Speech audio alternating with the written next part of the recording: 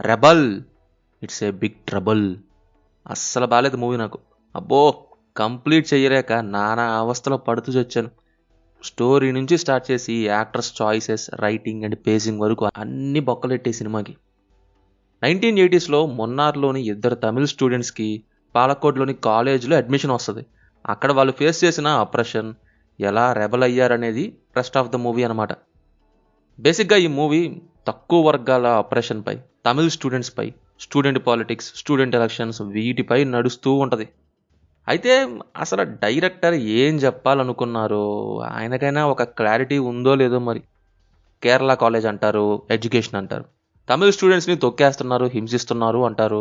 Rise అయ్యి అన్నీ తీసేలాగా చెయ్యాలి కానీ కాలేజ్లో ఉన్న రెడ్ అండ్ బ్లూ 2 టీం జెండాలు సరిపోవన్నట్టు ఇక నుంచి నా రెడ్ అండ్ బ్లాక్ మిక్స్ అయినా ఈ పార్టీ జెండా తిప్పుతా అనడం ఏంటండి బాబు.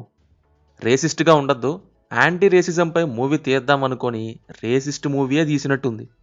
ఇప్పుడు హీరో ఒకటి పెట్టాడు, రేపు ఇంకోళ్ళు వస్తారు, వాళ్ళు ఇంకో జెండా పెడతారు, ఆ తర్వాత ఇంకోటి, ఆ నెక్స్ట్ ఇంకోటి.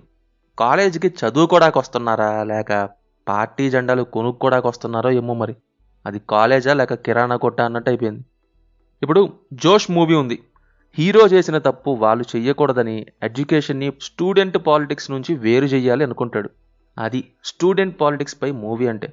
అందులో ఒక పాయింట్ ఉంది, పాత్ ఉంది, రెబల్ అవ్వటం ఉంది, ఎడ్యుకేషన్ గురించి ఇంపార్టెన్స్ ఉంది.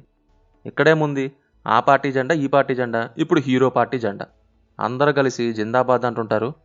రేపు ఇంకో పార్టీ జెండా వచ్చింది, ఆ నెక్స్ట్ ఇంకోటి. అది స్టూడెంట్ యూనియన్ ఎలక్షన్సా, స్టేట్ ఎలక్షన్సా? సినిమా జరిగేది కాలేజ్ చుట్టూ. బట్ ఒక్కసారి కూడా ఒక్కరు కూడా చదువుకోవటం చూసిందే లేదు సినిమా మొత్తంలో. అన్న వస్తాడు, ర్యాగింగ్ అయ్యిద్ది, వెంటనే హీరోయిన్ ఎంటర్స్, ఒక గుండె గంట మోగటం, ఒక ప్రేమ పక్షి ఎగరడం, ఒక పాట, ఒక పర్సన్ డెత్, ఒక ఫైటు, ఒక పార్టీ. ఇది ఎలా ఉందంటే కాలేజ్లో హీరో వైపు వాళ్ళకి ఒక సమస్య అయితే దాన్ని పూర్తిగా తీసేయాలి కానీ నేను అదే ఫాలో అవుతా అన్నట్టుంది.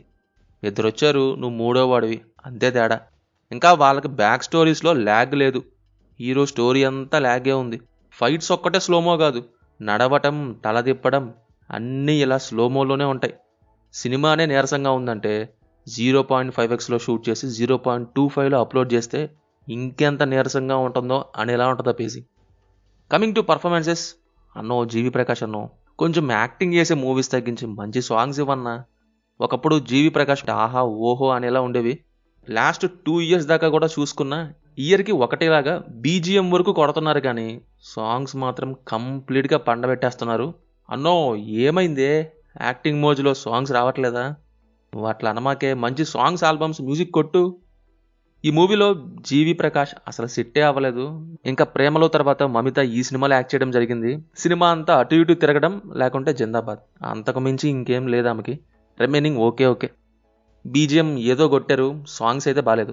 ఏదన్నా ఓన్లీ పాజిటివ్ థింగ్ ఉందంటే ఆ కెమెరా వర్క్ ఒకటి. సో చివరిగా అస్సలు ఎక్కలేదు. మూవీ అయితే ప్రైమ్ వీడియోలో తెలుగులో స్ట్రీమ్ అవుతుంది. Adult scenes and bad language ఏం లేవు.